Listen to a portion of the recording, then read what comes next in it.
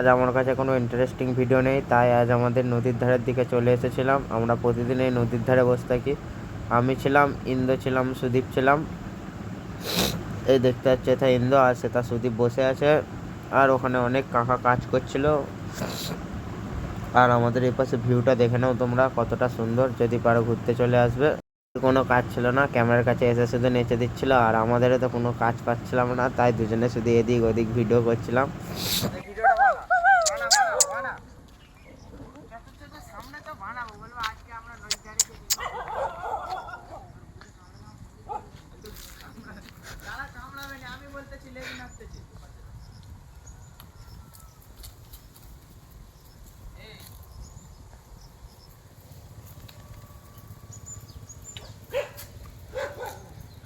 বড় ভাই যা তো একটা দিয়ে আয় তো